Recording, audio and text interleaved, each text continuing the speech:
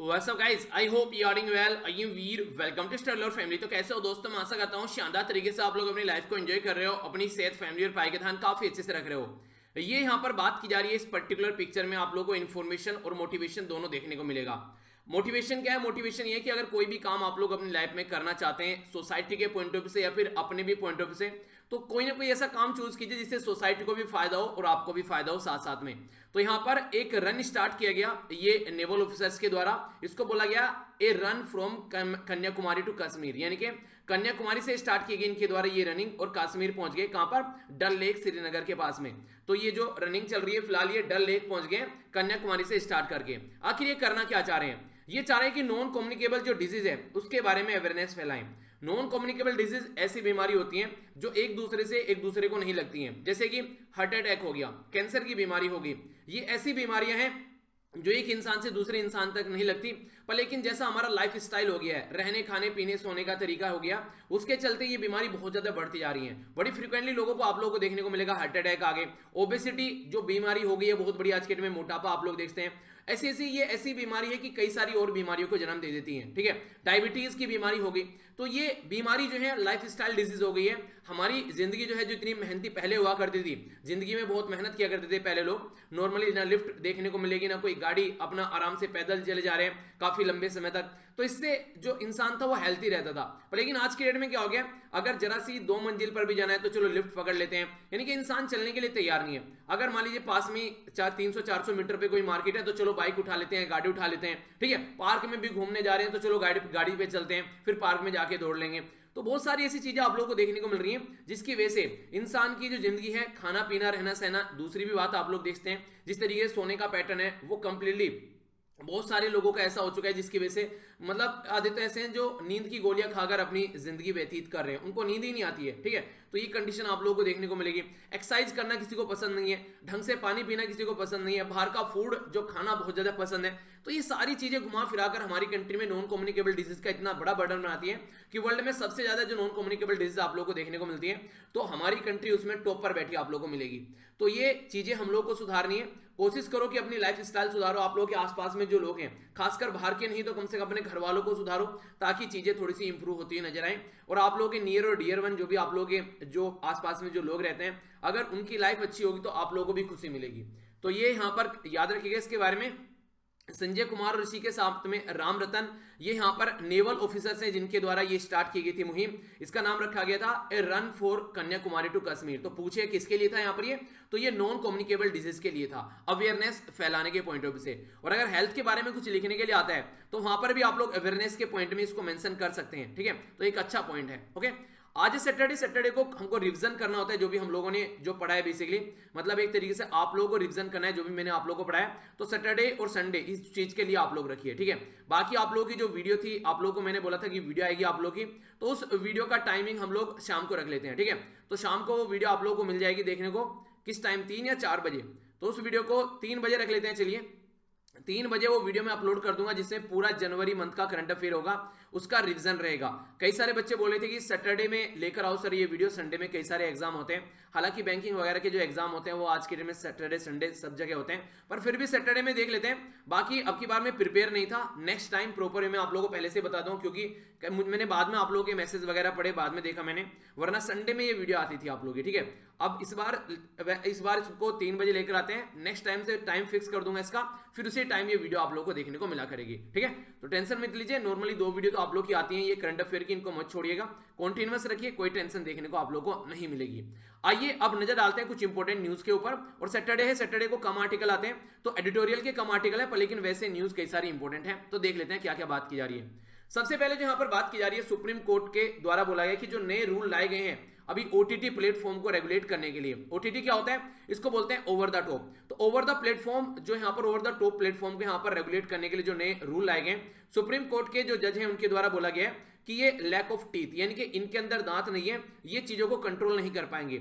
यानी कि ये चाहते थे कि चीजें जो है वो कंट्रोल की जाए, तो उसके लिए इनके द्वारा यहाँ पर ये कमेंट किया गया है। ठीक है, तो यहाँ पर अगर आप लोगों से इंपॉर्टेंट बात कोई पूछे कि ये रूल क्या है बेसिकली, तो इसको बोलते हैं information technology guideline for intermediary and digital media ethic code 2021 के रूल है बेसिकली ये। इससे पहले कौन से रूल थे? इससे पहले थे यहाँ पर 2011 के रूल। अब उनको अपग्रेड कर काफी कॉम्प्रिहेंसिव वे में इनको यहाँ पर लाया गया है। तो नॉर्मल तरीके से जो आप लोग के टेलीविजन है या प्रिंट मीडिया है उसके लिए अलग अलग से रेगुलेशन होते हैं, पर लेकिन जो डिजिटल मीडिया है, जैसे इवन आप लोग अपने यूट्यूब चैनल जैसे कि स्टडी लवर फैमिली के बारे में बात कर लीजिए, इनको कोई प्रॉपर वे में रेगुलेट करने के लिए प्रॉपर एक रूल और रेगुलेशन नहीं था, तो उसको अब इस कैटेगरी में यहाँ पर लाया गया है। इसके ऊपर पूरी एक वीडियो मैंने बना दी है इस पर्टिकुलर न्यूज के ऊपर। उसको देखने के बाद में आप लोग के सारे कंफ्यूजन दूर हो जाएंगे।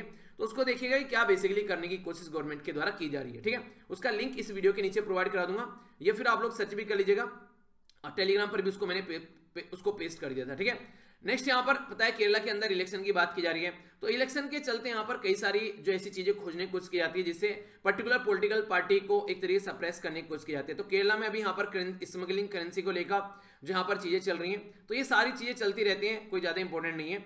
ये यहाँ पर एक इंपॉर्टेंट न्यूज आप लोगों के लिए है। यहाँ पर इसमें बात की जा रही है एक पर्टिकुलर जो ट्रेजेडी के बारे में जो कि बिहार में देखने को मिली। इसको बोला गया बिहार हुच ट्रेजेडी। ये क्या था? ये हुच क्या होता है बेसिकली, जब एक ऐसी शराब जो कि अच्छी क्वालिटी की ना हो कोई इंसान पीता है, और वो बेसिकली ऐसी शराब को हुच बोलते हैं। कई बार ऐसी शराब आप लोगों ने देखा कि आसपास में कोई देसी ठेका है, जाकर पौवे ले लिए, तो उसकी वजह से इंसान जो होता है कई बार इसकी वजह से पीने की वजह से जान चली जाती है। तो 2016 में बिहार के अंदर एक ऐसा इंसिडेंट देखने को मिला जिसमें यहाँ पर 19 लोगों की जान चली गई, यानी कि 19 लोगों की जान चली गई, और 6 लोग ऐसे थे जिनकी आंखें यानी कि आई साइट यानी कि जिनका विजन था वो खत्म हो गया, यानी कि उनको दिखना एकदम बंद हो गया। 19 लोगों की जान गई और 6 लोग अंधे हो गए जिनको दिखना बिल्कुल बंद हो गया, ये शराब पीने की वजह से।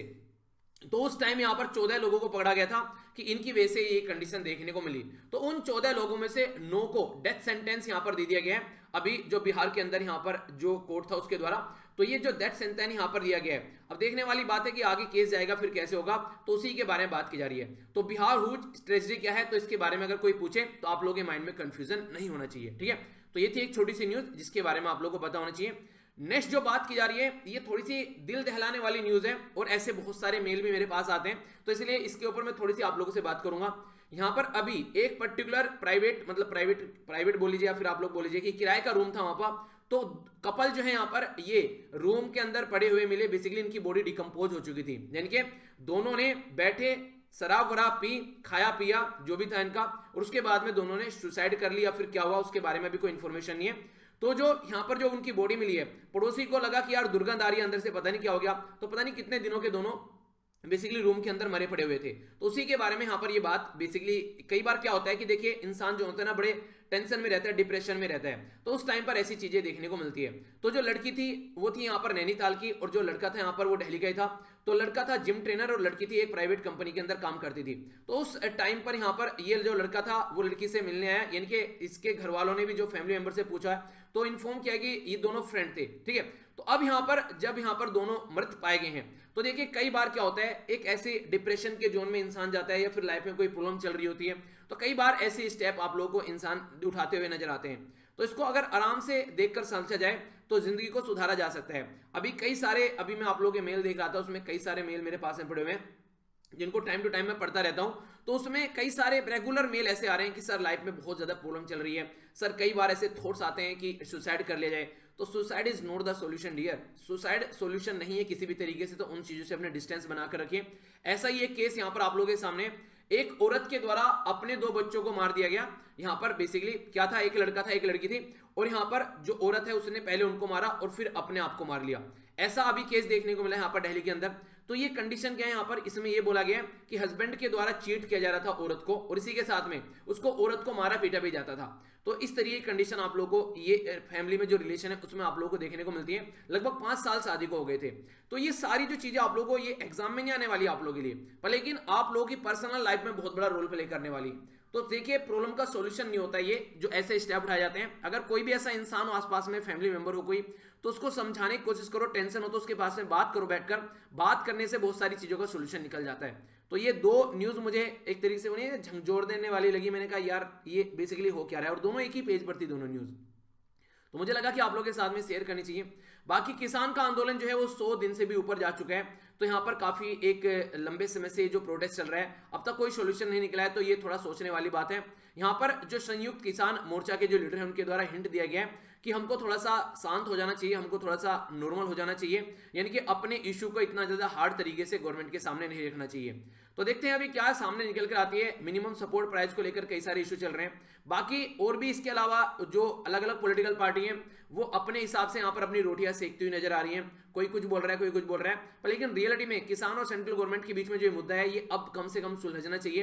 काफी लंबा टाइम हो चुका है, तो इतने लंबे समय तक इतने सारे लोग जो है, खासकर जिनको अन्नदाता बोलते हैं, तो सही तरीका नहीं है। ठीक है, तो क्या एक मिड पाथ निकाला जा सकता है गवर्नमेंट के द्वारा और किसानों के द्वारा मिलकर, तो वो सोचना पड़ेगा। बाकी वन रैंक वन जो बेसिकली आप लोगों ने देखा होगा यहाँ पर वन रैंक वन पेंशन वाली जो स्कीम थी कि एक रैंक को एक पेंशन मिलनी चाहिए यहाँ पर। ठीक है, तो उसी के चलते यहाँ पर एक लेडी है जिनके द्वारा यहाँ पर अभी किसानों को बैक करने की कोशिश की गई है, यानी कि किसानों को सपोर्ट करने की बात की जा रही है। ओके, नेक्स्ट यहाँ पर जो बात की जा रही है ये उड़ीसा के अंदर अभी यहाँ पर सिमलीपाल बायोस्फीयर रिजर्व है। ठीक है, तो यहाँ पर बेसिकली जो इस पर्टिकुलर एरिया में अभी आग लग गई, तो क्वेश्चन तो और ज्यादा कुछ आएगा नहीं, बस ये पूछा जाएगा कि ये लोकेटेड कहाँ पे है, क्योंकि जो ऐसी वाइल्ड लाइफ सेंचुरी या फिर कोई ऐसा नेशनल पार्क या कोई बायोस्फीयर रिजर्व देखने को मिलता है, तो आप लोगों से क्वेश्चन बन जाता है लोकेशन। तो ये उड़ीसा के बारे में बात की जा रही है। ठीक है, तो सिमलीपाल कहाँ पर है, ये उड़ीसा के अंदर है। आगे यहाँ पर ये भी काफी इंपॉर्टेंट आप लोग न्यूज बोल सकते हैं अवेयरनेस के पॉइंट ऑफ व्यू से। एक यहाँ पर क्या हुआ, एक केस अभी जो देखने को मिला, यहाँ पर किसी के घर गया कोई पर्टिकुलर पर्सन, बोला कि केवाईसी अपडेट करनी है। केवाईसी बोलते हैं नो योर कस्टमर। जब आप लोग बैंक में जाते हैं तो आप लोग की केवाईसी अपडेट की जाती है। जब लंबे समय तक लगभग 1 साल से ज्यादा हो जाता है तो केवाईसी अपडेट की जाती है। तो ये बंदा आया, डॉक्यूमेंट्स वगैरह सारे लिए, और उसके मोबाइल पर एक ओटीपी भी आया जो उसने भेजा, तो उसमें ओटीपी भी लेकर चला गया और सामने वाले के अकाउंट से 7 लाख रुपए उड़ा दिए। तो अगर कोई भी ऐसी चीजें आप लोगों को देखने को मिलती है, एक तो आप लोगों को ये बोलूंगा कहीं भी गली नुक्कड़ चौराहे या कहीं पर भी आप लोग ये इस तरीके से केवाईसी अपडेट ना करें, या तो खुद का इंटरनेट बैंकिंग यूज कर केवाईसी को अपडेट कीजिए, या फिर आप लोगों को जो केवाईसी अपडेट करनी है वो खुद ब्रांच में जाकर आप लोग केवाईसी को अपडेट कीजिए। ठीक है, ऐसा नहीं किसी भी अरे गहरे नत्थु खैरे के एक बहकावे में आप लोग आ जाएंगे, तो फिर ऐसे चुना लगेगा और फिर आप लोग बोलेंगे यार लूट के चला गया। लूट के कोई नहीं जाता यार, आप लोग खुद लूटोगे जब आप लोग लापरवाह रहोगे। ठीक है, नॉर्मली इंसान जो है या तो आलसी रहेगा या लापरवाह रहेगा चीजों को लेकर। अब जब उसने लापरवाही बरत दी तो कोई तो उसकी लापरवाही का फायदा उठाएगा। तो जिंदगी में अगर कहीं पर भी आप लोगों को कोई धोखा मिल रहा है इस तरीके का जहां पर पैसे उड़ गए आप लोग, तो इसका मतलब है आप लोगों ने लापरवाही बरती। अगर आप लोग लापरवाही न बरतते, अपने आप को सतर्क रखते, आप लोग सारी चीजें जानते हैं ओटीपी कभी किसी को नहीं देना चाहिए, तो ऐसी कोई भी कंडीशन देखने को नहीं मिलेगी। तो अगर कुछ अवेयरनेस के बारे में भी कहीं लिखने के लिए आता है, जो फाइनेंशियल ट्रांजेक्शन होते हैं उसके बारे में, तो ऐसे पॉइंट जो है आप लोग मेंशन वहां पर कर सकते हैं। ठीक है, तो ये काफी ज्यादा जरूरी है। फाइनेंशियल लिटरेसी जो होती है बेसिकली लोगों को एक तरीके से समझाना कि क्या चीजें हैं तो समझनी चाहिए। G23, ये अगर पूछे आप लोगों से G23 ग्रुप क्या है, तो आप लोग बोलेंगे G20 के बारे में तो सुना था, G23 कहां से आ गया। तो G23 एक ऐसा ग्रुप है कांग्रेस के अंदर जो कांग्रेस को चाहता है कि इंप्रूव्ड वर्जन कांग्रेस का निकाल कर लेकर आ जाए। ये खुश नहीं है जो कांग्रेस की लीडरशिप है उससे, ऐसा आप लोग बोल सकते हैं। तो इनके द्वारा बोला गया कि ये रेडी हैं, जो अभी इलेक्शन होने वाले हैं कई सारे एरिया में, जैसे तमिलनाडु, आसाम, बंगाल, केरला, पौंडीचेरी, तो ये सपोर्ट करने के लिए कांग्रेस को यहाँ पर जो एक कैंपेन को सपोर्ट करने के लिए तैयार है। तो ये अभी फिलहाल जो है अपने मुद्दे को साइड में रखेंगे। तो G23 ये कांग्रेस का ही एक पार्ट है, तो इसके बारे में आप लोग याद रख सकते हैं। ठीक है, अभी यूके के जो हाई कमिश्नर हैं उनके द्वारा एक कमेंट किया गया और जिसकी वजह से यूके के अंदर यहाँ पर अभी काफी ज्यादा एक रिपल आया निकलकर। उसमें क्या बात की जा रही है, यूके के हाई कमिश्नर ने ये बोला है कि जो इंडिया का फार्मर का जो लॉ का जो मैटर है ये इंडिया का इंटरनल मैटर है, इनके द्वारा ये बात बोली गई। तो तुरंत जो है काफी ज्यादा कंट्रोवर्सी क्रिएट हो गई कि यहाँ पर आप लोग को पता है काफी बड़ा डायस्पोरा है, इनके हमारी कंट्री के जो लोग हैं वो यूके के अंदर भी रहते हैं, तो वो कई सारे ऐसे हैं जो सपोर्ट कर रहे हैं यहाँ पर किसानों को, तो उनको काफी बुरा लगा। तो उसके चलते एक नई कंट्रोवर्सी सामने निकल कर आ रही है। ठीक है, तो कुछ छोटे छोटे पॉइंट है। बाकी अगर बात की जाए यहाँ पर बात की जा रही है, देखिए ये थोड़ा एक इंपॉर्टेंट पॉइंट लगा मुझे। ठीक है, सोसाइटी में अगर वेलफेयर की बात करें, बारे में बात करें या सोसाइटी को इंक्लूजन सोसाइटी बनाने की बात करें, तो बात की जा रही है जो ट्रांसजेंडर कम्युनिटी होती है उनके ऊपर बैन लगा हुआ है कि वो ब्लड डोनेट नहीं कर सकते। समझ रहे हैं आप लोग, यानी कि उनके खून को गलत तरीके से देखा जाता है। तो सुप्रीम कोर्ट ने फ्राइडे को बोला गवर्नमेंट को कि यहाँ पर आप लोगों ने ऐसा क्या चल रहा है यहाँ पर, तो इसके ऊपर जो बैन है उसको हटाना चाहिए। ठीक है, ये एक तरीके से जो सोसाइटी के अंदर जो सोच रहती है इस चीजों को लेकर वो सही नहीं है। ठीक है, तो इसके ऊपर से बैन हटाना चाहिए। ट्रांसजेंडर हो गया या फिर जिसको गे कम्युनिटी बोलते हैं, ठीक है, लेस्बियन, इस तरीके से, तो कई सारे जो इस तरीके की जो कम्युनिटी है, गे कम्युनिटी हो गया, सेक्स वर्कर हो गए, तो उनको ब्लड डोनेट करने के लिए अलाउ नहीं किया जाता है। तो ये कई सारे रीजन भी होते हैं, हालांकि कई बार ये माना जाता है कि जो ये वाली जो कम्युनिटी होती है मैक्सिमम एड्स के शिकार पाए जाते हैं मैक्सिमम बहुत सारी कम्युनिटी, ठीक है, क्योंकि कोई भी प्रोटेक्शन वगैरह यूज नहीं की जाती है, जिसकी वजह से इनकी बॉडी के अंदर वो चीजें देखने को मिलती हैं। तो एक अलग चीज है, पर लेकिन अगर कोई ठीक पर्सन है तो आप लोग पहले चेक करो उसका ब्लड कि ब्लड देने लायक है या फिर नहीं है, तो उसके बाद में उसको लो। आप लोग क्यों फालतू में आनंद फानन में वैसे ब्लड ले रहे हो, और चेक तो हर एक पर्सन का होना चाहिए, ये बीमारी तो किसी को भी लग सकती है। तो इनको इस तरीके से सोसाइटी से सेग्रीगेट करना ये कितने हद तक सही है, आप लोगों की क्या राय है इसके बारे में, आप लोग अपनी राय जरूर बताएगा कि आप लोग इसको लेकर क्या सोचते हैं। बाकी बात की जा रही है म्यांमार से बहुत सारे लोगों के द्वारा मिजोरम के अंदर अभी यहां पर शरण लेने की बात की जा रही है, क्योंकि म्यांमार के अंदर जो मिलिट्री को देखने को मिला उसकी वजह से काफी ज्यादा प्रॉब्लम आ गई। तो जो मैक्सिमम यहां पर शरण जो देखने को मिल रही है वो मिजोरम के अंदर बात की जा रही है। म्यांमार के साथ में नागालैंड, मणिपुर, मिजोरम और अरुणाचल प्रदेश वाला हमारा राज्य टच करता है, तो काफी बुरी कंडीशन बनी हुई है। ये एक और इंपॉर्टेंट पॉइंट आप लोग यहां पर बोल सकते हैं, हमारी कंट्री में एक पैनल बनाया गया है, हम अपनी कंट्री के आजादी का 75वां साल कैसे सेलिब्रेट करेंगे। तो इसमें क्या काम किया जा रहा है, हमारी कंट्री में ये 259 मेंबर की एक कमेटी बनाई गई है, जो किसके द्वारा चेयर की जाएगी, हमारी कंट्री के प्राइम मिनिस्टर मोदी साहब के द्वारा ये चेयर की जाएगी। इससे पहले एक और कमेटी बनाई गई थी जो होम मिनिस्ट्री के अंडर बनाई गई थी। बेसिकली इसमें हर तरीके का मेंबर आप लोगों को देखने को मिलेगा, जिससे कि अपनी आजादी की 75वीं सालगिरह है उसको हम लोग ढंग से सेलिब्रेट कर सके।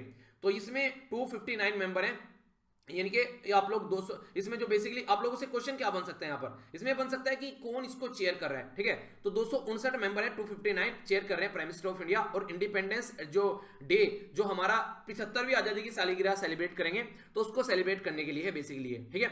ये भी एक इंटरेस्टिंग न्यूज है, यहाँ पर ओपेक प्लस के बारे में बात की जा रही है। ओपेक प्लस क्या है, ओपेक को बोलते हैं organisation of export petroleum exporting country, यानी कि हम लोग आज के दिन में अगर क्रूड ऑयल यानी कि कच्चा तेल खरीद कर लेकर आते हैं, तो ये कई सारे एक जो ग्रुप है यहाँ पर जिसमें आप लोग ओपेक बोल सकते हैं। तो ओपेक जो ग्रुप है और ओपेक प्लस जो हो गया, ओपेक प्लस का मतलब जो ओपेक के मेंबर नहीं है पर लेकिन यहाँ पर एक तरीके से ऑयल एक्सपोर्ट करते हैं, जैसे कि रसिया ओपेक का मेंबर नहीं है पर ऑयल एक्सपोर्ट करता है। तो ओपेक प्लस का जो मूव है वो क्या कर रहे हैं, वो अपना जो प्रोड्यूस करना है क्रूड ऑयल वगैरह उसको कट कर रहे हैं। उससे क्या होगा, उससे होगा मार्केट में अवेलेबिलिटी कम रहेगी, और मार्केट में अवेलेबिलिटी कम रहेगी तो उसका प्राइस बढ़ेगा। तो ये बोला गया कि जो कंट्री, जैसे हमारी कंट्री वर्ल्ड में 3rd बिगेस्ट इंपोर्टर है ऑयल का, हम लोग तीसरी सबसे बड़ी पावर है जो ऑयल इंपोर्ट करते हैं, चाइना और यूएसए के बाद में। तो इसके चलते ये हमारी कंट्री के ऊपर इसका ह्यूज इंपैक्ट पड़ने वाला है, क्योंकि मैक्सिमम हम लोग लगभग 80% से ऊपर हम लोग जो डिमांड है हमारी वो हम लोग बाहर से खरीद कर लेकर आते हैं। तो जो कोविड-19 की वजह से जो प्रॉब्लम देखने को मिल रही है, तो उसमें ये एक नया पैटर्न आप लोगों को यहाँ पर नजर आएगा, जिसके चलते हम लोग ऑलरेडी रिकवर ढंग से नहीं कर पा रहे हैं, और आगे से यहाँ पर ऑयल का प्राइस इतना बढ़ेगा। तो ये इसीलिए यहाँ पर ये कंट्रोवर्सी यहाँ पर क्रिएट हो गई, जिसके बारे में आप लोग आइडिया रख सकते हैं, ठीक है। तो ये था यहाँ पर ये पर्टिकुलर जो बेसिकली न्यूज थी। अब आप लोगों के सामने आज का निबंध है। ये जो निबंध है ये अब की बार में यूपीएससी में पूछा गया था, यानी कि यूपीएससी में जो 2020 का पेपर था उसमें पूछा गया था। तो ये लास्ट एस्से है आप लोगों के लिए, जो यूपीएससी के पेपर थे मैंने सारे एस्से आप लोगों के कवर कर दिए, और एस्से के ऊपर एक वीडियो भी ऑलरेडी मैंने बना रखी है जो अब की बार का पेपर था, ठीक है। तो मैंने बोला था कि आप लोग ये निबंध जो है वो कवर करेंगे, हर हफ्ते एक एक निबंध हम लोग डिस्कस कर लेंगे। तो ये लास्ट है इस कैटेगरी में, बाकी फिर दूसरे निबंध आप लोग के सामने आएंगे जो इंपॉर्टेंट हो सकते हैं, एग्जाम में पूछा जा सकता है। बोला जा रहा है जो टेक्नोलॉजी है वो एक तरीका यहाँ पर सैलिएंट जो फैक्टर है ये इंटरनेशनल रिलेशन के अंदर, वो कैसे आप लोग बोल सकते हैं। जैसे अभी मैं आप लोगों से बात करूंगा, हमारी कंट्री के द्वारा अभी ब्राजील के जो बेसिकली आप लोगों ने देखे ब्राजील से रिलेटेड जो सैटेलाइट वगैरह हमारी कंट्री के द्वारा लॉन्च किए गए, और भी ऐसी कई सारी चीजें हम लोग करते हैं। मेडिसिन के फील्ड में एक दूसरी कंट्री के साथ में काम करें, स्पेस के फील्ड में एक दूसरी कंट्री के साथ में मिलकर काम करें, डिफेंस के फील्ड में एक दूसरे की कंट्री के साथ में मिलकर काम करें, हेल्थ के फील्ड में एक दूसरे की कंट्री के साथ में मिलकर काम करें, एग्रीकल्चर में टेक्नोलॉजी का आदान प्रदान किया जा रहा है। तो जो टेक्नोलॉजी है वो एक बहुत बड़ा फैक्टर बन चुका है, जो एक तरीके से आज के में इंटरनेशनल रिलेशन के अंदर में। तो उसी के ऊपर आप लोगों को सारी डायमेंशन कवर करके चलनी है, इवन इन्वायरमेंट भी आप लोग यहां पर यूज कर सकते हैं, ठीक है। आज की डेट में टेक्नोलॉजी के बेस पर ही सारी सबमिट जो है आप लोगों को देखने को मिलेगा, वो अटेंड की गई सारी ऑनलाइन सबमिट अभी देखने को मिली। तो हर एक डायमेंशन आप लोगों को काउंट करके यहां पर लिखनी है, और ये 125 नंबर का ये क्वेश्चन है आप लोगों के सामने, जो कि 1000 से लेके 1200 वर्ड में आप लोगों को लिखना है। बाकी अगर आप लोग स्टेट के पीसीएस की तैयारी कर रहे हैं या किसी दूसरे एग्जाम की जहां पर कम शब्द में ऐसे लिखा जाता है, तो अपने हिसाब से आप लोग इसको चेंज कर लेना। जितने भी शब्द में पूछा जाता है मेनली आप लोगों को मैंने यूपीएससी के पॉइंट ऑफ व्यू से दिया है यहाँ पर कि 1000 से 12, पर लेकिन अगर स्टेट पीसीएस या बैंकिंग या फिर किसी और दूसरे एग्जाम में जैसे असिस्टेंट कमांडेंट का होता है उसमें निबंध आता है, तो वहां पर इसको अपने हिसाब से आप लोग जितने शब्द का वहां पर पूछा जाता है उतने शब्द का आप लोग लिख लेना, ठीक है। तो ये एडजस्टेबल है, आप लोग अपने हिसाब से चेंज कर लेना अपने एग्जाम के हिसाब से, ठीक है। तो यहाँ पर कोई भी क्वेश्चन अगर आप लोग देखते हैं, यहाँ पर कुछ भी देखते हैं, तो उसको अपने एग्जाम के पॉइंट ऑफ व्यू से देखिए। मैंने न्यूज आप लोगों को पढ़ा दी, मैं ये थोड़ी ना बोल रहा हूँ कि यूपीएससी में पूछी जाएगी, आप लोग के एग्जाम में पूछी जा सकती है, तो उसको आप लोग अपने एग्जाम के हिसाब से उसको देख लीजिए। तो ये बात ध्यान रखिएगा, ठीक है। तो कंफ्यूज नहीं होना है कि सर तो यूपीएससी करते रहते हैं। करंट अफेयर होता है यूपीएससी में थोड़ी ना पूछा जाएगा, आप लोगों के एग्जाम में पूछा जाएगा। आप लोगों के लिए एक और अच्छे लेवल की तैयारी हो रही है यूपीएससी में, तो जो दूसरे एग्जाम आते हैं उसमें यूपीएससी से कम ही लेवल के क्वेश्चन बनते हैं। इवन सारे मैक्सिमम जो क्वेश्चन बनते हैं ये माना जाता है कि जो यूपीएससी में पूछ लिया उनको तोड़ मरोड़ कर और दूसरे एग्जाम तैयार किए जाते हैं मैक्सिमम टाइम, अगर लोकल आप लोग जो बेसिकली कुछ चीजों को छोड़ दे तो इसलिए आप लोग अच्छे लेवल की तैयारी करो, दूसरे एग्जाम आप लोग आराम से क्लियर हो जाएंगे। आइए अब आर्टिकल के ऊपर नजर डालते हैं। बड़े ही प्यारे आर्टिकल हैं, एक या दो आर्टिकल तो बड़े ही इंटरेस्टिंग लगे मुझे, जो काफी कुछ आप लोगों को सिखा कर जाएंगे। तो जितना मजा मैंने पीपीटी बनाने में लिया है उतना ही मजा मैं पढ़ाने में लूंगा, ठीक है। यहाँ पर ये वाला आर्टिकल काफी प्यारा आर्टिकल है, ये साइबर सिक्योरिटी के बारे में बात की जा रही है। तो इसके बारे में आर्टिकल पढ़ते पढ़ते मुझे लगा कि मैंने कहा सारी चीजें तो अच्छी हैं, बीच में जाकर मुझे ये लगा कि सारी चीजें तो अच्छी है, फिर ये क्यों बोल रहे हैं कि कमियां हैं। तो फिर बाद में इन्होंने कमियां बताई, ठीक है। तो वो कमियां क्या है जो इंप्रूव कर सकते हैं। तो पूरा एक तरीके से बढ़ाई भी की है गवर्नमेंट की, और फिर बाद में चलकर कुछ प्रॉब्लम है उनको सुधारने की बात की है। तो एक बड़ा ही प्यारा आर्टिकल आप लोग बोल सकते हैं। हमारी कंट्री में इसरो के बारे में बात की जा रही है। तो इसरो की जो नई कमर्शियल विंग है वो अभी लॉन्च की गई। पहले वाली में क्या दिक्कत आ गई थी, अगर हम लोग नई लॉन्च कर रहे हैं, और आखिर क्या क्या चीजें, तो कई सारी इंटरेस्टिंग बातें आप लोग को जानने को मिलेगी। रसिया के अंदर एक ऐसे इंसान जो है जिनसे उन्होंने कहते हैं कि जो पुतिन है जो सबके सर में दर्द कर रखते हैं, उनके सर में दर्द कर दिया एक इंसान ने, तो जिसके चलते ये आर्टिकल है। तो मेनली हमारी कंट्री से रिलेटेड नहीं है, पर लेकिन हमारी कंट्री के रिलेशन रसिया के साथ में, तो एक वो वाला एंगल भी मैं आप लोगों के साथ में ऐड करके चलूंगा, ठीक है। तमिलनाडु की पॉलिटिक्स है। तमिलनाडु हमारी कंट्री में एक साउथ इंडिया में राज्य है जो कि आंध्र प्रदेश, कर्नाटका और केरला के साथ में बॉर्डर टच करता है। और पौंडीचेरी के 2 डिस्ट्रिक्ट भी आप लोगों को देखने को मिलेंगे, सॉरी पुदुचेरी, ठीक है। तो पुदुचेरी हो गया, दूसरा कराईकल पुदुचेरी हो गया, ओके। तो यहाँ पर 2 डिस्ट्रिक्ट पुदुचेरी के भी देखने को मिलते हैं। अभी यहाँ पर इलेक्शन होने वाले, तो उसी के बारे में बात की जा रही है। तो क्या क्या बात की जा रही है, मैंने आप लोगों को यहाँ पर ये कार्टून पूछा था। तो यहाँ पर देखते हैं अमित शाह साहब हैं, और यहाँ पर ये है बेसिकली अभी जो जेल से छुटकर आई हैं, कौन है, इनके बारे में समझ लीजिए आप लोग। यहाँ पर देखिए तमिलनाडु की पॉलिटिक्स में 2016 में एक भूचाल है। जयललिता जी जो थी उनके अंडर कंट्रोल सब कुछ था यहाँ पर लेकिन उनकी डेथ हो गई। तो उनकी डेथ होते ही यहाँ पर ये जो है इनका नाम है ओ पनीर सेल्वम। तो हमेशा ये चीफ मिनिस्टर बनते थे जब भी यहाँ पर ये कहीं बाहर जाती थी, कोई ऐसी प्रॉब्लम होती थी, बीमारी वगैरह, तो इनको ये इंटरिम बाहर दिया करती थी। इसी के साथ में इनकी एक सहेली थी जिनका नाम था वीके शशिकला। तो ये जो सहेली थी इनकी बहुत ही अच्छी वाली सहेली थी। तो ये भी एक तरीके से ये माना जा रहा था कि कल को अगर कोई कंडीशन बनती है तो ये यहाँ पर पावर में आएगी। एक है इड्डापड्डी पलीना स्वामी, ये आज के में चीफ मिनिस्टर हैं, ठीक है। तो यहाँ पर पहले तो लड़ाई हो गई यहाँ पर इनको लेकर, बेसिकली ये पत्ती जो थी 2-2 पत्ती में डिवाइड हो गई यहाँ पर, क्योंकि इनका जो भतीजा था इसके द्वारा पॉलिटिक्स खेलने की कोशिश की गई, टीटीवी दिनकरन। तो टीटीवी दिनकरन का जो पत्ता था वो सीधा नहीं पड़ा यहाँ पर। तो इसके चलते यहाँ पर ये पार्टी फिर से एकजुट हो गई, और यहाँ पर ये चीफ मिनिस्टर हैं जो इनका नाम है इड्डापड्डी पलीना स्वामी, और ओ पनीर सेल्वम यहाँ पर डिप्टी सीएम है। तो अब यहाँ पर इनके ऊपर केस चल रहा था, तो ये जेल से छूटकर आई। तो ये माना जा रहा था तमिलनाडु के इलेक्शन में काफी बड़ा चेंज यहाँ पर आने वाला है, पर लेकिन इन्होंने यू टर्न कर लिया। जैसे रजनीकांत साहब ने बोला था ना कि मैं पहले पॉलिटिक्स ज्वाइन कर लूंगा और फिर यू टर्न मार लिया, ऐसे ही इनके द्वारा भी यू टर्न मार लिया गया है। तो एक नया अभी एक एंगल देखने को मिल रहा है तमिलनाडु के इलेक्शन में, यहाँ पर किस तरीके से क्या कंडीशन रहेगी, तो वो देखने वाली बात है। तो उसके बारे में ये बातें दिखाई जा रही है, ठीक है। बाकी यहाँ पर जो असेंबली में इलेक्शन होने वाले हैं अभी यहाँ पर, जैसे तमिलनाडु में, केरला में, पुदुचेरी में, इसी के साथ में वेस्ट बंगाल में और असम में, तो उसी का पूरा एक बेसिकली डिस्कस किया जा रहा है कहां कहां से क्या क्या चीजें होने वाली हैं। तो एग्जाम के पॉइंट ऑफ से बिल्कुल भी इंपॉर्टेंट नहीं है, ठीक है। तो इनको आप लोग टेंशन लेने की जरूरत नहीं है। आइए अब यहाँ पर जो इंटरेस्टिंग आर्टिकल है, देखिए वैसे मेरा मन तो नहीं था, पर लेकिन फिर भी मुझे अच्छा लग रहा था क्वेश्चन ये, तो क्योंकि ऐसे होता है आप लोगों के लिए, तो फिर भी मतलब मैंने क्वेश्चन दे दिया है, ठीक है। तो जिसका मन करेगा वो लिख लेना, और जिसका मन नहीं करेगा वो रहने देना, ठीक है। क्योंकि निबंध ऑलरेडी दे दिया है, क्वेश्चन एक बार को छोड़ सकते हैं, निबंध जरूर लिखना, ठीक है। तो 2 दिन होते हैं आप लोगों के पास में, तो टाइम निकाल के इसको लिख सकते हैं। तो बात की जा रही है एक क्लियर स्ट्रेटजी और ग्रेटर ट्रांसपेरेंसी होनी चाहिए अगर बात करें हमारी कंट्री में इंडियन साइबर सिक्योरिटी को अगर आप लोगों को इंप्रूव करना है। यानी कि एक तो क्लियर स्ट्रेटजी होनी चाहिए, क्या करना है क्या नहीं करना है, एक ट्रांसपेरेंसी होनी चाहिए, तो स्पष्ट रणनीति और अधिक पारदर्शिता, जो यहाँ पर पारदर्शिता होती है, जो समय की आवश्यकता है आज के डेट में हमारी, जो आज की डेट में अगर साइबर जो सिक्योरिटी है उसको सुधारने के लिए। तो ये क्वेश्चन है, इसको अटेम्प्ट कर लीजिएगा। चलिए अगर ज्यादा लंबा नहीं लिखना है तो 150 शब्द में ही लिख लीजिएगा, पर ट्राई जरूर कर लेना, ठीक है। कई सारे बच्चे पूछते रहते हैं क्वेश्चन लिखना कहां पर है। देखिए 3 ऑप्शन है आप लोगों के पास में, या तो टाइप कर वीडियो के कमेंट बॉक्स में आप लोग अपना क्वेश्चन लिख सकते हैं, ठीक है, या फिर आप लोग फेसबुक पर जो पेज है, जो बेसिकली ग्रुप है, पेज नहीं ग्रुप है, वहां पर जाकर आप लोग क्वेश्चन लिख सकते हैं, या फिर पेज पर भी लिख सकते हैं जो स्टडी लवर के नाम से पेज है, वहां भी मैं डेली क्वेश्चन को पोस्ट करता हूं। इसी के साथ में आप लोगों के लिए जो टेलीग्राम है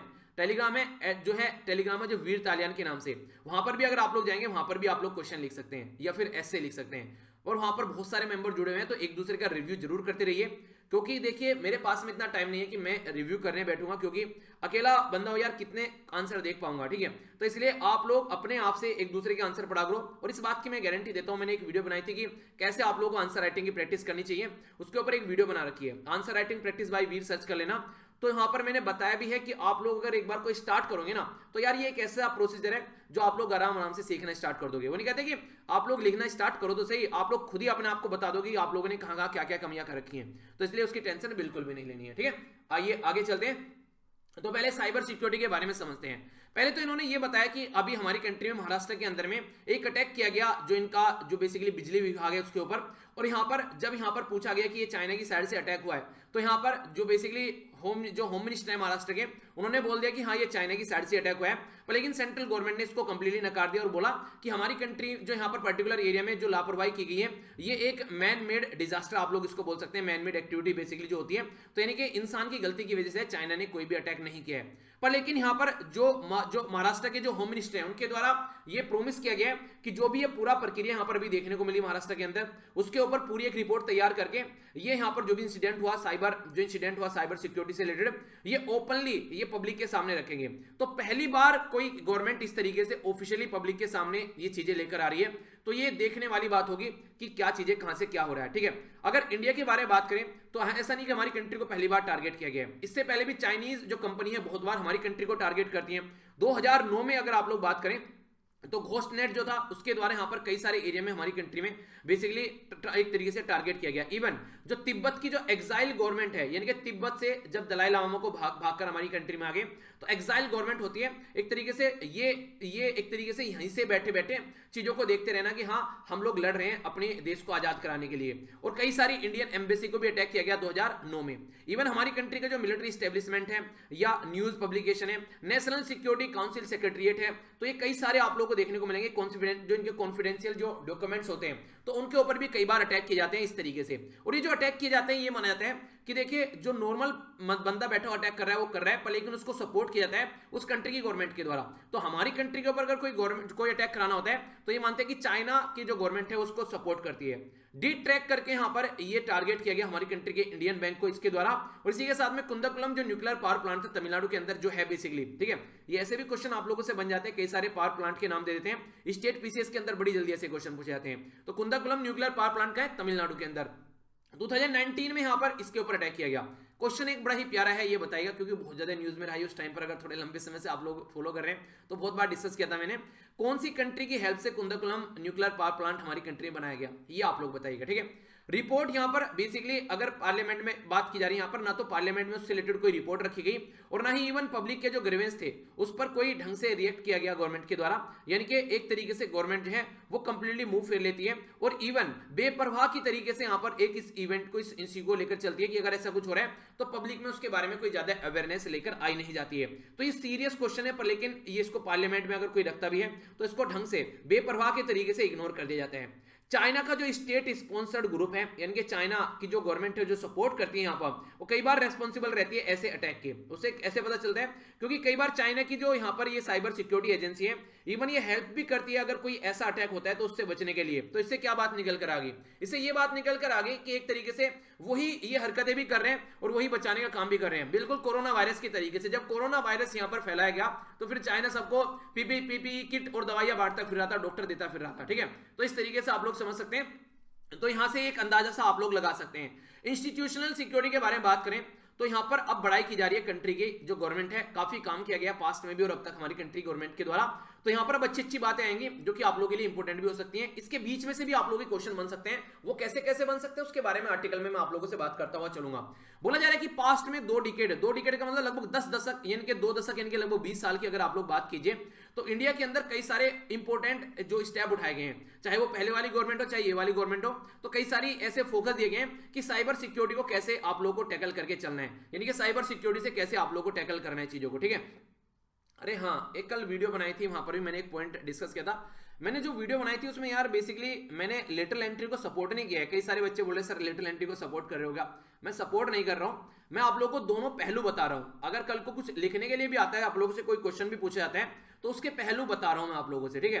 तो लेटरल एंट्री में बोलते हैं कि वहां पर स्पेशलिस्ट आते हैं, पर लेकिन अगर चाहे, मैंने वहां पर आगे चलकर बोला भी उस वीडियो के अंदर कि आप लोग जर्नलिस्ट, जिनको आईएएस को नॉर्मली जर्नलिस्ट बोला जाता है, कि हाँ अलग अलग एरिया की नॉलेज बहुत सारी रहती है, एक पर्टिकुलर सब्जेक्ट में कोई अच्छी खासी नॉलेज नहीं रहती है, तो उसको हम लोग तैयार कर सकते हैं। जैसे साइबर सिक्योरिटी वाला मैंने इशू आप लोगों को बताया था, तो ये इतने लेवल का इशू हो जाता है कि नॉर्मली अगर इस फील्ड में अगर कोई ऐसा हमारे पास में कोई स्पेशलिस्ट आईएएस ऑफिसर नहीं है, ठीक है, तो हम लोग उनकी ट्रेनिंग करके उनको तैयार कर सकते हैं। क्यों बाहर से लोगों को लेकर आना है लेटरल एंट्री में? तो मैंने दोनों पहले बताया कि गवर्नमेंट लेके क्यों आ रही है, उनके क्या तर्क हैं, और यहाँ पर हमारी कंट्री में बेसिकली क्यों यहाँ पर इस एरिया में लोगों को नहीं लेकर आना चाहिए बाहर से, क्या प्रॉब्लम हो सकती है। तो थोड़ा सा पूरा वीडियो सुनने के बाद में कमेंट किया करो। कई सारे बच्चे बोले सर आप तो लेटरल एंट्री को सपोर्ट कर रहे हो। यार मैं कैसे लेटरल एंट्री को सपोर्ट कर सकता हूँ?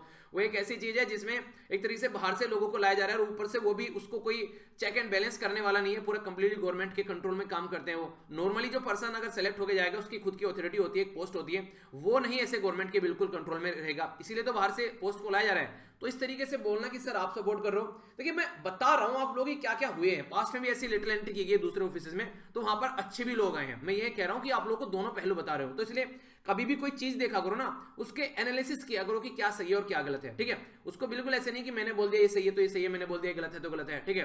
तो ऐसा नहीं बोलते कि बॉस इज ऑलवेज राइट, ऐसा नहीं होना चाहिए कभी भी। जिस कंपनी में बॉस इज ऑलवेज राइट होएगा, वो कंपनी गड्ढे में गिरेगी एक दिन आके, ठीक है। तो इस तरीके से मैंने जो बताया है वहां पे पूरी वीडियो सुनने की कोशिश करो, इसीलिए मैंने वो थोड़ी सी लंबी हो गई वीडियो, वरना मन तो कर रहा था कि एक ओवरव्यू आप लोगों को दे दो, पर लेकिन मैंने डिटेल में इसलिए समझा ताकि आप लोग रियलिटी में समझ सके कि लेटरल एंट्री का इशू क्या है, ठीक है।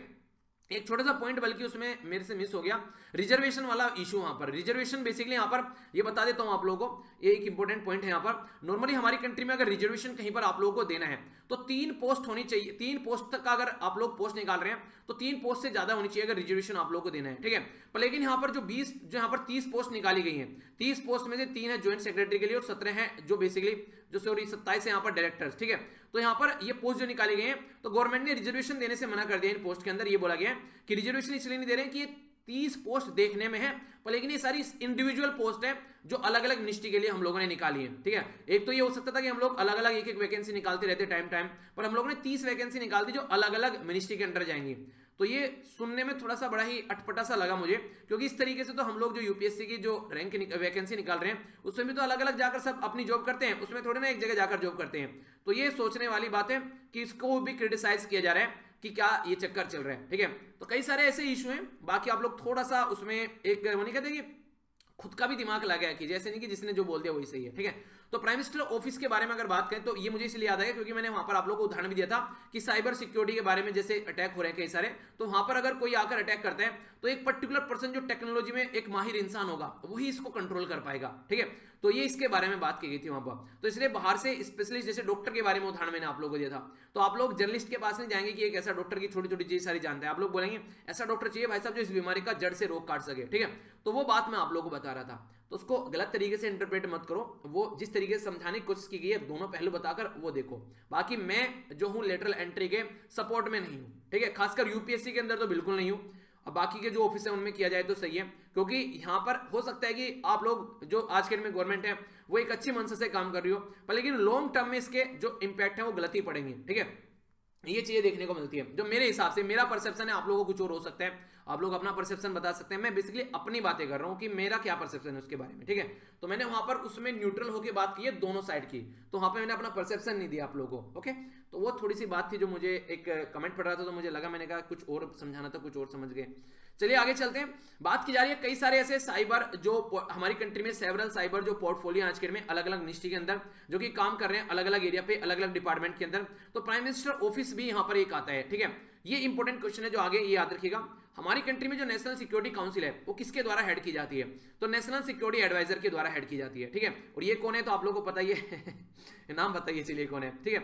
नेशनल सिक्योरिटी जो एडवाइजर है ये चेयर करते हैं नेशनल इंफॉर्मेशन बोर्ड को भी, ठीक है, जो एक तरीके से एपेक्स बॉडी है, अलग अलग मिनिस्ट्री के साथ में कोलैबोरेट करने का काम करती है, कोऑर्डिनेट करने का काम करती है साइबर पॉलिसी को लेकर। मान लीजिए कल जो है बेसिकली पावर मिनिस्ट्री के ऊपर अटैक हुआ, आज पता चला डिफेंस मिनिस्ट्री का अटैक हो रहा है, परसों पता चला होम मिनिस्ट्री के ऊपर, या फिर इन्वायरमेंट का कोई प्रोजेक्ट है उसके ऊपर अटैक हो रहा है, तो जो एनएसए नेशनल सिक्योरिटी एडवाइजर है यहाँ पर वो चेयर करते हैं नेशनल इंफॉर्मेशन बोर्ड को भी, यानी कि नेशनल सिक्योरिटी काउंसिल और इसी के साथ में नेशनल इंफॉर्मेशन जो बोर्ड है वो दोनों चेयर किए जाते हैं नेशनल सिक्योरिटी एडवाइजर के द्वारा। तो ये है इंपॉर्टेंट पॉइंट। और यहाँ पर जो नेशनल इंफॉर्मेशन जो बोर्ड है वो क्रॉस मिनिस्ट्री कोऑर्डिनेट करता है, यानी कि एक मिनिस्ट्री से दूसरी मिनिस्ट्री में जो भी दिक्कत हो रही है तो इस तरीके से यहाँ पर काम करेगा, कि ऐसा नहीं कि उस मिनिस्ट्री की प्रॉब्लम है तो बस उसी की रहने दो, ठीक है, तो ऐसा नहीं है, ठीक है। तो ये भी यहाँ पर हमारी कंट्री में व्यवस्था है। National critical information infrastructure protection centre, national critical information infrastructure protection centre, अगर बोले तो NCIIPC, ठीक है। तो ये स्टेब्लिश किया गया था हमारी कंट्री में नेशनल टेक्निकल जो रिसर्च ऑर्गेनाइजेशन के अंडर, ठीक है, 2014 में। तो इसको बेसिकली बोला गया कि जो प्रोटेक्ट करना है क्रिटिकल इंफॉर्मेशन जो इंफ्रास्ट्रक्चर होती है, मान लीजिए हमारी कंट्री में कोई सिक्योरिटी से रिलेटेड कोई इंफॉर्मेशन है तो उसको प्रोटेक्ट करना है, ठीक है, ताकि कोई दिक्कत देखने को नहीं मिल जाए। प्राइम मिनिस्टर जो ऑफिस होता है अगर उसके बारे में बात करें तो यहाँ पर प्राइम मिनिस्टर जो हमारी कंट्री में 2015 में प्राइम मिनिस्टर जो स्टेब्लिश किया गया एक ऑफिस के अंदर यहाँ पर जो नेशनल सिक्योरिटी जो साइबर सिक्योरिटी कोऑर्डिनेशन है, ताकि जो एडवाइस किया जा सके प्राइम मिनिस्टर को भी यहाँ पर जो साइबर सिक्योरिटी से रिलेटेड इशू है यानी कि इसको भी सुधारा जा सके। इसी के साथ में हमारी कंट्री में यहाँ पर इंडिया कंप्यूटर जो इमरजेंसी रेस्पॉन्स टीम है जो कि यहाँ पर एक नोडल एजेंसी है, ministry of electronics and information technology के अंडर में आती है। ये भी यहाँ पर जो नॉन क्रिटिकल इंफ्रास्ट्रक्चर है या वेरियस जो साइबर इशू है उनके बारे में बात करती है। तो ऐसा नहीं है, ये एक जगह अलग अलग लेवल पर बहुत सारी चीजें हैं। इसी के साथ में डिफेंस मिनिस्ट्री के बारे में बात करें तो defence information assurance and research agency यहाँ पर जो कि स्टेब्लिश की गई थी यहाँ पर defence cyber agency.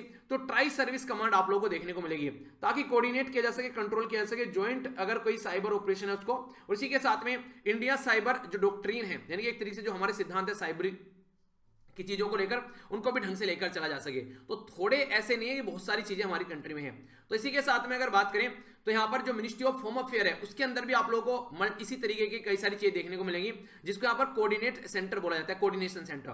Law enforcement जो एफर्ट है उसके चलते जैसे कोई जासूसी करनी है, ठीक है, वो कोई जासूसी करनी है, साइबर क्राइम है या कोई टेररिज्म है, इनको चेक करने का काम करती है। मिनिस्ट्री ऑफ एक्सटर्नल अफेयर के अंडर भी यहाँ पर बात की जा रही है। तो इसके लिए भी यहाँ पर दोनों तरीके से काम किया जाता है, अलग अलग कंट्री के साथ भी और यूनाइटेड नेशन के साथ भी, कि कैसे कैसे यहाँ पर काम कर रहे हैं। तो आप लोग बोलोगे कि जैसे मैंने आर्टिकल पढ़ते पढ़ते देखा, मैंने कहा सारी चीजें तो है और क्या चाहिए, फिर आर्टिकल लिखकर परेशान क्यों हो रहे हो। तो फिर उनके द्वारा बताया गया कि दिक्कत क्या है। तो दिक्कत क्या है, अब ये सुनिए।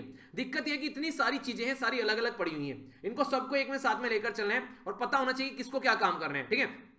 मैं बोलूं जैसे मान लीजिए कि मैंने बोला कि 3 बंदे हैं, एक तो बंदा है कि पीपीटी बना रहा है, एक बंदा है कि जो वीडियो मैंने बना दी उसको अपलोड कर रहा है, एक बंदा है कि थंबनेल बना रहा है, टैग वैग डाल रहा है, सारे काम कर रहे हैं। तो मैंने बोला ठीक है, अब यहां पर ये नहीं डिफाइन किया कि कौन कौन सा बंदा जो है वो क्या क्या काम करेगा, ठीक है। अब यहां पर एक ने बोला कि ये काम, मैंने बोला कि ठीक है तीनों ये काम करना, तो ये बोलेगा ये काम नहीं कर रहा है, पता चला वीडियो आनी थी कब और आ रही है शाम को जाकर, तो बोलेगा सर अपलोड नहीं की, उसको बोला था ये उसका काम था, वो बोलेगा सर थंबनेल तो उसको लगाना था, उसने लगा था। लेकिन अगर मैं बोल दूं कि भैया पीपीटी तुम बनाओगे, अपलोड तुम करोगे, थंबनेल तुम बनाओगे, ठीक है, और बाकी का एक बंदा कि हाँ कमेंट सारे देखना, जो कमेंट है अच्छे अच्छे वो मुझे बताना, ये अलग काम करेगा, तो पर्टिकुलरली क्लियरली डिफाइन कर दो कि ये बंदा ये काम करेगा। तो इसका मतलब क्या हो गया, इसका मतलब ये हो गया कि अब जो है यहां पर सबको पता है उसको क्या काम करना है, तो अब यहां पर होच-पोच नहीं होगी चीजें। तो यहां पर इफेक्टिव जो कोऑर्डिनेशन की कमी है, पहला ये बोला गया। ओवरलैपिंग रेस्पॉन्सिबिलिटी है, मतलब कि ओवरलैपिंग का मतलब एक तरीके से एक काम वे कर रहा है वही काम दूसरा भी कर रहे हैं, तो ये काम दो क्यों कर रहे हो मिलकर, ठीक है। जब वो एक काम एक कर रहा है तो उसी को तो ढंग से, ताकि कल को उसकी अकाउंटेबिलिटी भी लाई जा सके, ठीक है, तो वो भी देखने को मिले। इसी के साथ में lack of clear institutional boundary, यानी कि प्रॉपर क्लियर बाउंड्री भी नहीं है इंस्टीट्यूशन की, कौन कौन किस चीज को देख रहा है, तो इसके चलते बहुत सारी चीजें जो है वो होच-पोच यहां पर नजर आती है, ठीक है। तो ये कुछ इंपॉर्टेंट पॉइंट थे। इसी के साथ में यहां पर अगर बात करें तो बात की जा रही है कि clarified Indian national cyber security strategy होनी चाहिए, जो कि यहां पर ड्राफ्ट की जा रही है। खासकर अगर अभी बात करें नेशनल सिक्योरिटी काउंसिल जो कि चेयर की जाती है नेशनल सिक्योरिटी एडवाइजर के द्वारा, तो ये मच नीडेड अपडेट है, जो कि हमारी कंट्री में नेशनल जो साइबर सिक्योरिटी पॉलिसी है ये 2013 की है, तो अभी लेटेस्ट के हिसाब से आना चाहिए, जो कि आपस में मिलकर काम कर सके और किस तरीके से दोनों को कोऑर्डिनेट करना है वो चीजें देखने को मिले हर एक लेवल पर। तो प्राइमरी गोल ये होना चाहिए। एक और इंटरेस्टिंग चीज इनके द्वारा समझाने की कोशिश की है, हमारी कंट्री में जो न्यूक्लियर जो पोस्चर है यानी कि न्यूक्लियर जो पॉलिसी है, अगर हमारे ऊपर किसी कंट्री ने न्यूक्लियर अटैक किया तो ही हम लोग उसके ऊपर न्यूक्लियर अटैक करेंगे, यानी कि हमारे ऊपर किसी ने न्यूक्लियर मिसाइल छोड़ी तो ही हम लोग उस कंट्री के ऊपर न्यूक्लियर मिसाइल छोड़ेंगे। यानी कि हमारा ये कि नो फर्स्ट यूज है, कि हम पहले यूज नहीं करेंगे। सामने वाले ने अगर थप्पड़ मार दिया तो ही हम लोग उसको थप्पड़ मारेंगे, ये नहीं है कि हम लोग पहले उसको थपड़ा दे जाकर, ऐसा नहीं करेंगे, ठीक है। तो ये यहां पर बोला गया है, तो ये काफी इंपॉर्टेंट है। इसी तरीके की पॉलिसी की बात की जा रही है कि क्या आज की डेट में हमारी कंट्री में डिटरेंस तो है कम से कम। कल को पाकिस्तान के पास से मिसाइल है, हमारे पास से मिसाइल है, पाकिस्तान ने मिसाइल छोड़ी, हमने पाकिस्तान को नक्शे से खत्म कर दिया, ठीक है। हमारे पास में इतना इतना मटेरियल है, ठीक है। तो इसी तरीके से अगर बात करें तो पाकिस्तान के अंदर भी डिटरेंस है। अगर हमारे पास से मिसाइल ना होती तो पाकिस्तान कई बार सर पे आगे बैठता कि मिसाइल छोड़ देंगे, हम बोले भैया रुक जाओ, थोड़ा सा बना लेने दो यार, हमको भी बाद में छोड़ लेना। तो अब एक तरीके से उसके सामने झुककर रहना पड़ता, ठीक है। इसी तरीके से डिटरेंस रहता है, यानी कि तुम्हारे हाथ में बंदूक है अगर, और सामने वाले पड़ोसी जो है वो बड़े ही हरामी टाइप के लोग हैं, ठीक है। तो वो क्या करेंगे, अगर तुम्हारे घर में बंदूक नहीं है, कुछ नहीं है, तो वो क्या करेंगे, अगर तुमको डेली इरिटेट करेंगे, फ्रस्ट्रेट करेंगे, पर पता चला उनके पास भी हथियार है, तुम्हारे पास भी हथियार है, तो वो तुमको फिर टच करने से थोड़ा सा बचेंगे। पता है कि हाँ तुम गोली मारोगे तो वो भी आकर धर देंगे तुमको, ठीक है।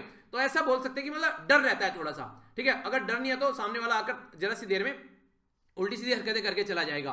तो इसको डिटरेंस क्रिएट करना कहते हैं। तो डिटरेंस जो स्ट्रेटजी है, क्या साइबर जो बेसिकली जो एक तरीके से जो साइबर वाले फील्ड में क्या कोई है, तो यहाँ पर एक क्रेडिबल साइबर डिटरेंस स्ट्रेटजी होनी चाहिए कि सामने वाले को पता चला कि तुमने अगर इनकी कंट्री पर साइबर अटैक किया तो बेटा तुम्हारा भी कोई खैर नहीं है फिर, ठीक है। तो वो होना चाहिए। तो उसी के चलते यहाँ पर ये पूरी बात बताई गई है, ठीक है। तो यहाँ पर जिस तरीके से यहाँ पर है कि no first use, no first use में ये भी आता है कि हम लोग उसके ऊपर अटैक बिल्कुल नहीं करेंगे जिसके पास में न्यूक्लियर वेपन नहीं है, ठीक है, क्योंकि न्यूक्लियर वेपन जो है उसी के ऊपर अटैक करना है, ये भी बात यहाँ पर बोली जाती है। तो यहाँ पर यही क्वेश्चन था कि क्लियर स्ट्रेटजी होनी चाहिए, ग्रेट ट्रांसपेरेंसी होनी चाहिए, ताकि साइबर सिक्योरिटी का जो पोस्चर है, जो कंडीशन है, उसको सुधारा जा सके। तो ये क्वेश्चन था, तो आप लोग समझ में आ गया, तो आप लोग देख लीजिएगा अगर अटेम्प्ट करना है नहीं करना है, पर हाँ ऐसे जरूर लिखिएगा, ठीक है। आगे चलते हैं नेक्स्ट न्यूज की ओर। बड़ी ही प्यारी न्यूज है और इसरो के बारे में है। पहले इसरो के बारे में थोड़ा सा मैं आप लोगों से बातें कर लेता हूं। इस इंडियन स्पेस रिसर्च ऑर्गेनाइजेशन हमारी कंट्री की एक ऑर्गेनाइजेशन है जो काफी इंपॉर्टेंट है। तो ये स्टेब्लिश जो की गई थी 15 अगस्त, ये डेट याद रखिएगा, काफी इंपॉर्टेंट है। 1969 में यहाँ पर ये स्टेब्लिश की गई विक्रम साराभाई जी के द्वारा, और डॉक्टर के सिवन जो है आज के दिन में यहाँ पर डायरेक्टर हैं। तो ये हमारी कंट्री में डिपार्टमेंट ऑफ स्पेस के अंडर में आती है, जो डायरेक्टली ये देखी जाती है प्राइम मिनिस्टर ऑफ इंडिया के द्वारा। हेडक्वार्टर बेंगलुरु में है। तो ये इसके बारे में कुछ इंफॉर्मेशन हो गई। अब जानते हैं ये न्यूज में किस लिए है। न्यूज में इसलिए आप लोगों को याद होगा, मैंने आप लोगों से डिस्कस भी किया था, अभी इसरो का एक प्रोजेक्ट था जो कि PSLV-C51 के द्वारा छोड़ा गया। तो इसमें यहाँ पर हमारे द्वारा अमेजोनिया फर्स्ट करके एक सैटेलाइट छोड़ा गया, जो कि काफी इंपॉर्टेंट सैटेलाइट माना जा रहा है। ये ब्राजील के अंदर जो अमेजन जो रिवर है बेसिकली, और जो वहां पर फॉरेस्ट वाला रीजन है, उसको देखेगा कि फॉरेस्ट कटिंग तो नहीं हो रही है, तो उसके लिए प्रोजेक्ट छोड़ा गया, ठीक है। और भी कई सारे यहाँ पर यूएसए के सैटेलाइट थे, कई सारे यहाँ पर लगभग 13 के करीब, हमारी कंट्री खुद के 5 के करीब सैटेलाइट थे। तो ये इसरो का 78वां मिशन था, ठीक है। तो यहाँ पर 78वां मिशन था जो श्री हरिकोटा से छोड़े जा रहे हैं इसरो के मिशन।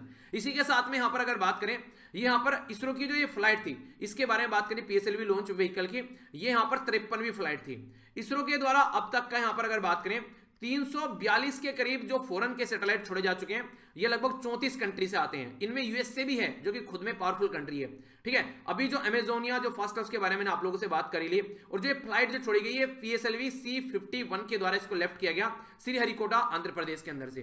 तो ये तो हो गई बेसिक इन्फॉर्मेशन जो क्वेश्चन बन सकता है। अब थोड़ी सी अलग से बातें जान लेते हैं। ब्राजील का जो सैटेलाइट छोड़ा गया अमेजोनिया फर्स्ट सैटेलाइट श्रीहरिकोटा से, ये एक नया चैप्टर है यहाँ पर इंडिया की हिस्ट्री के अंदर में। किसकी हिस्ट्री के अंदर में? एक नई कंपनी बनाई जिसका नाम है new space India limited. New space India limited हमारी कंट्री में एक कंपनी बनाई गई। ऑलरेडी एक कंपनी थी जिसका नाम था अंतरिक्ष कॉर्पोरेशन। ये क्या काम करती है? ये बेसिकली प्रोजेक्ट लेने का काम करती है। जैसे मान लीजिए आज के डेट में आप लोग देखिए, आप लोगों ने कोई कंपनी स्टार्ट की, ठीक है, आप लोगों ने कोई कंपनी स्टार्ट की और बाहर से कोई पर्सन जो है वो आप लोगों के साथ में कोलैबोरेट करना चाहते हैं, कोई पर्टिकुलर प्रोडक्ट आप लोगों से बनवाना चाहते हैं, तो आप लोग बोले यार ये मेरा काम नहीं है, ठीक है। जैसे आप लोग इसको अपनी SLV फैमिली के ऊपर लेकर कीजिए, मैं आज के दिन पढ़ा रहा हूं यहाँ पर आप लोगों को, ठीक है। कल को कोई आकर बोलता है कि ये प्रोडक्ट मैंने बनाया कि इसको आप लोग प्रमोट कर दीजिए, तो इसके लिए पैसा मिलेगा, ठीक है। तो ये मैं बोलूंगा कि यार ये मेरा काम नहीं है, ठीक है। तो इसके लिए अलग से कोई एक छोटा सा एक ऑफिस बना दिया जाए कि उनसे बात कर लेना, इससे मतलब एजुकेशन से साइड में रखो इसको, ठीक है, उससे बात कर लेना, तो आप लोग ये काम करते रहो। यानी कि एक अलग से कंपनी बना देना कि इन सब मैटर को देखती रहे, ठीक है। तो यहाँ पर ये अलग से कंपनी बना दी जो कमर्शियल मैटर को देखेगी। तो इसरो तो अपना काम करेगी, मैं यानी कि जैसे मैं पढ़ा रहा हूँ पढ़ाने का काम करूंगा, तो कमर्शियल से रिलेटेड जो मैटर होगा कि कहां से पैसा आ रहा है, कहां को पैसा जा रहा है, कहां कहां कितना पैसा देना है, तो वो सारी चीजें कोई और एक अलग से डिपार्टमेंट देगा, ताकि मैं अपना पढ़ाने पर फोकस कर सकूं, फालतू की चीजों में दिमाग न लगे, ठीक है। तो इस तरीके से आप लोग देख सकते हैं। तो यहाँ पर ये अलग से दिमाग लगाने वाली कंपनी है। ऑलरेडी अंतरिक्ष थी पर लेकिन ये बनाई, तो आप लोग बोलेंगे जब अंतरिक्ष थी तो ये क्यों बनाई, काय को, तो उसके बारे में हम लोग अभी समझेंगे। तो डिपार्टमेंट ऑफ स्पेस के अंडर में यहां पर ये आती है। पहली इंपॉर्टेंट बात तो याद रखना, लगभग 2 साल इसको अभी बने हुए हैं। तो ऐसा नहीं है कि अब तक इसने कोई फॉरेन सैटेलाइट नहीं छोड़ा था, छोड़े थे, पर लेकिन मेन सैटेलाइट नहीं छोड़ा था जिसमें मेन फॉरेन हो। छोटे छोटे सैटेलाइट इक्का दुक्का एक तरीके से छोड़ लिए थे, मेन शिकार नहीं किया था, ठीक है। अभी तो ऐसे ही कि खरगोश मार लिया, ठीक है, बकरी मार ली, शेर का शिकार नहीं किया था। तो अभी जो अमेजोनिया मिशन यहाँ पर 18 सैटेलाइट और यहाँ पर छोड़े गए, तो ये पहला फुल्ली कमर्शियल इसका मिशन था। तो ये शेर का शिकार इसके द्वारा किया गया शानदार तरीके से, जो ये न्यू स्पेस इंडिया लिमिटेड एक कमर्शियल विंग यहाँ पर ओपन की गई है, ठीक है। अब तक मैंने अभी आप लोगों को बताया 342 फॉरेन सैटेलाइट हम लोग छोड़ चुके हैं 34 कंट्री से। पोलर सैटेलाइट लॉन्च व्हीकल जिसको पीएसएलवी बोलते हैं, ठीक है, पीएसएलवी जिसको पावरफुल एसएलवी फैमिली बोलते हैं, ठीक है। एक बच्चे के द्वारा लिखा गया पावरफुल एसएलवी फैमिली अच्छा है, अच्छा है तो इसरो जो है बेसिकली वो फर्स्ट कमर्शियल उसकी जो एंटिटी थी वो थी यहाँ पर अंतरिक्ष पर, लेकिन अभी यहाँ पर ये आ गई है पिक्चर में। तो आप लोगों के माइंड में चल रहा होगा जब ऑलरेडी एक ढंग से काम चल रहा है सारा, तो फालतू में क्यों मच करना, क्यों दूसरे को लेकर आना। तो उसके पीछे एक रीजन है यहाँ पर। ये रीजन क्या समझिए यहाँ पर। पहले तो यही है कि दोनों की रेस्पॉन्सिबिलिटी अब तक क्लियरली डिफाइन नहीं की गई है, जिसकी वजह से कंफ्यूजन भी देखने को मिल रहा है। अगर यहाँ पर बात करें हम लोग आज के में, तो प्राइवेट सेक्टर भी काफी बड़ा रोल प्ले कर रहे हैं यहाँ पर हमारी कंट्री में काम करने के लिए। तो इसके ऊपर भी काफी इंफ्रास्ट्रक्चर और सैटेलाइट में डेवलपमेंट का काम करते हैं। पर लेकिन अंतरिक्ष जो है वो एक केस में फंसी हुई है यहाँ पर। ये जो केस है यहाँ पर, ये केस है यहाँ पर देवोस मल्टीमीडिया प्राइवेट कंपनी का। उसके द्वारा 2005 में बेसिकली ये बोला गया था कि इसरो की जो ये विंग है जिसका नाम है अंतरिक्ष, कि आप लोगों को इसके साथ में अंतरिक्ष वाली जो ये विंग है इसके साथ में इनके द्वारा बेसिकली कांटेक्ट किया गया और ये बोला गया कि आपको यहाँ पर ये इतना काम हमारा करना है, ठीक है। तो यहाँ पर आगे चल के अंतरिक्ष ने मना कर दिया, कुछ जो भी इनके बीच में इरेगुलरिटीज हुई डील को लेकर, वो पता नहीं जो भी है, पर लेकिन कॉन्ट्रैक्ट जो है वो पूरा नहीं किया गया। तो ये जो पर्टिकुलर जो ये ऑर्गेनाइजेशन थी, ठीक है, जिसका नाम भी है देवा, ठीक है, तो ये पहुंच गई यहाँ पर परमानेंट कोर्ट ऑफ आर्बिट्रेशन के अंदर, जो कि हैग के अंदर है, नीदरलैंड के अंदर 2016 में। और हमारी कंट्री के ऊपर एक पेनल्टी लगाई गई यहाँ पर पर्टिकुलर इस ऑर्गेनाइजेशन के ऊपर कि 1.2 बिलियन हम लोगों को यहाँ पर पे करना है इनको, क्योंकि हम लोगों ने इसका उल्लंघन किया है, ठीक है। तो ये इतना यहाँ पर इसको पे करने की बात की गई। अब ये केस में फंस गए, तो ये माना जा रहा है कि जो नई जो ऑर्गेनाइजेशन बनाई गई है जिसका नाम है यहाँ पर न्यू स्पेस इंडिया लिमिटेड, तो ये जो ऑर्गेनाइजेशन बनाई गई है ये इंडिया की अब यहाँ पर एक नई ऑर्गेनाइजेशन इसलिए बनाई गई क्योंकि जो यहाँ पर देवास जो अंतरिक्ष वाला जो एक अभी फंडा चल रहा है उससे ताकि दूर रखा जा सके और इसरो के जो प्रोग्राम चल रहे हैं वो चलते रहे, उन पर कोई इंपैक्ट न पड़े। तो इसके चलते यहाँ पर ये बनाई गई है नहीं, और कोलैबोरेट करके काम कर रहे हैं यहाँ पर न्यू स्पेस रिलेटेड जो भी इंडस्ट्री है उसके साथ में। और इसी के साथ में ये एक तरीके से ऑल्टरनेटिव के तरीके से देखी जा रही है। अगर कल को कोई और दिक्कत होती है तो यहाँ पर ऑलरेडी अवेलेबल हमारे पास में है। जैसे नहीं स्कूटर के पीछे स्टेपनी लगी होती है, गाड़ी में भी एक स्टेपनी आप लोगों के पास में पड़ी होती है। तो एक नई बिजनेस अपॉर्चुनिटी और नए सेक्टर को ये एक्सपेंड करेंगे तो उसको देखने को मिलेगा। अगर बात करें स्पेस जो स्टार्टअप के बारे में बात करें, खासकर गांव वाले एरिया में ऐसी ऐसी फैसिलिटी प्रोवाइड कराने की कोशिश की जा रही है। यंग जो लोग हैं उनको साथ में इंक्लूड करने की बात की जा रही है। अगर ये केस में फंसी हुई है तो काम पूरा चलता रहेगा, ठीक है। तो आप लोगों ने सुना होगा सो मस्ट गो ऑन, कुछ भी चलता रहे तो सो चलता रहना चाहिए। तो ये उसी के बारे में बात की जा रही है, ओके। तो आई होप कि आप लोग समझ गए होंगे। अब आगे चलते हैं। जिससे दुनिया डरती है वो किससे डरते हैं? वो डरते हैं एलेक्सी नेवेली। तो यहाँ पर ये एक पर्टिकुलर अपोजिशन पार्टी के लीडर हैं यहाँ पर ये रसिया के अंदर में, और ये है पुतिन साहब। पहले प्राइम मिनिस्टर थे तो प्राइम मिनिस्टर की पोस्ट सबसे ज्यादा पावरफुल थी, आज प्रेसिडेंट है तो प्रेसिडेंट की पोस्ट सबसे ज्यादा पावरफुल है। तो ये अपनी ही जिंदगी अपने हिसाब से चलाते हैं और पूरे देश को भी अपने हिसाब से चलाते हैं, ऐसा बोल सकते हैं। अभी रसिया के जो फॉरेन मिनिस्टर जिनका नाम है सेर्गी लाव्रोव, उनके द्वारा बोला गया कि यूरोपियन यूनियन ने अभी कमेंट किया कि हम लोगों ने एलेक्सी नेवेली को जेल के पीछे क्यों डाल दिया। तो इन्होंने बोला कि ये यहाँ पर एक तरह से जो क्रिटिसाइज किया गया रसिया को, तो इसके चलते हम लोग तुम्हारे साथ में हम रिलेशनशिप तोड़ सकते हैं कंप्लीटली, कोई दिक्कत नहीं हमको। जबकि रसिया का बिगेस्ट ट्रेडिंग पार्टनर है जो बेसिकली यूरोपियन यूनियन। तो रसिया ने साफ साफ बोल दिया है कि कोई इंटरफेयर नहीं चाहिए भाई साहब अंदर, ठीक है, बिल्कुल टेंशन नहीं चाहिए किसी भी तरीके की, इंडिपेंडेंट तरीके से जिंदगी जिएंगे। अगर रसिया के बारे में बात करूं तो रसिया एक यूरेशियन कंट्री है, यानी कि यूरोप में भी है और एशिया में भी है। तो यूराल माउंटेन से अगर इधर का पोर्शन आप लोग देखेंगे तो ये इसका यूरोप के अंदर आता है, और यूराल माउंटेन से इधर का पास देखेंगे आप लोग राइट साइड का तो ये एशिया के अंदर आते हैं। तो मैक्सिमम जो जनता रहती है वो छोटे से पोर्शन में रहती है, ठीक है। तो इसलिए बोलते हैं ये लोग कि हम तो यूरोपियन है, ठीक है। पर लेकिन ज्यादा जमीन जो है इसकी वो एशिया के अंदर है, तो इसलिए इसको एशियन कंट्री बोला जाता है। पर लोग बड़े कम रहते हैं यहाँ पर, तो इनके छोटे से पोर्शन में ज्यादा लोग रहते हैं और बड़े वाले पोर्शन में कम लोग रहते हैं। तो इसलिए पॉपुलेशन वाइज इसको यूरोपियन बोला जाता है और एरिया वाइज इसको एशियन कंट्री बोला जाता है, और दोनों को मिला दो तो इसको यूरेशियन कंट्री बोल देते हैं, ठीक है। तो यहां पर अगर इसके बारे में आप लोग बात करें तो मॉस्को के द्वारा रिजेक्ट कर दिया गया यूरोपियन यूनियन के इंटरवेंशन के, बोला कि हमारा डोमेस्टिक अफेयर है, इसके अंदर आप लोग इंटरफेयर न करो। अब देखिए हमारी कंट्री के साथ में जब रिलेशन की बात करते हैं, ईरान के साथ में यूएसए के अच्छे रिलेशन नहीं थे, तो यूएसए के साथ भी रिलेशन रखने, ईरान के साथ भी रखने हैं। अब यूरोपियन के साथ भी हमारे रिलेशन अच्छे हैं और रशिया के साथ भी, तो हम लोग कैसे बैलेंस बनाकर चलेंगे वो देखना पड़ेगा, क्योंकि एक बैलेंस होना चाहिए। इंटरनेशनल पॉलिटिक्स में ये बहुत बड़ा रूल रहता है, अगर बैलेंस नहीं बना पाते तो गड़बड़ हो जाती है। ठीक है, तो ये इसके बारे में बात की जा रही है। तो ये था बेसिकली आर्टिकल, हमारे लिए ज्यादा इंपॉर्टेंट नहीं है, बेसिकली उनकी पॉलिटिक्स लिखी हुई थी, बस एक ओवरव्यू मैंने आप लोगों को बता दिया ताकि कोई कंफ्यूजन माइंड में न हो। मैप बेस्ड क्वेश्चन आप लोगों से पूछा था, नाम है इसका बालाबैक स्टेट, तो आप लोगों को बताना था कहां पर ये लोकेटेड है। तो यहां पर बात की जा रही है बालाबैक जो स्टेट है, यहां पर ये कनेक्ट करता है साउथ चाइना सी को, किसके साथ में, ये सुलू सी।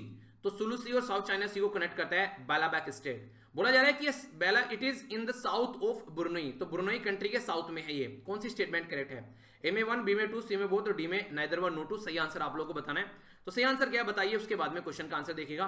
सही आंसर यहां पर इसका ए, फर्स्ट स्टेटमेंट सही है। ये साउथ चाइना सी को सुलू सी के साथ में कनेक्ट करता है, पर लेकिन ये नॉर्थ में है ब्रुनई के। ठीक है, तो लगभग 50 किलोमीटर का यहाँ पर देखने को मिलेगा। मैक्सिमम जो डेप्थ है इसकी गहराई वो 100 मीटर के करीब है। लोकेशन आप लोग देख लीजिए, ये यहाँ पर एग्जैक्ट लोकेशन साउथ चाइना सी हो गया, ये सुलू सी हो गया, तो इसको कनेक्ट करने का काम कर रहे हैं। स्पार्टली आइलैंड भी आप लोग यहाँ पर देखने को मिलेंगे, और ब्रुनई जो है उसके नॉर्थ में देखने को मिलेगा। ठीक है, तो ये सेकंड स्टेटमेंट गलत है, फर्स्ट स्टेटमेंट यहाँ पर सही है। ठीक है, तो कोई कंफ्यूजन नहीं होना चाहिए।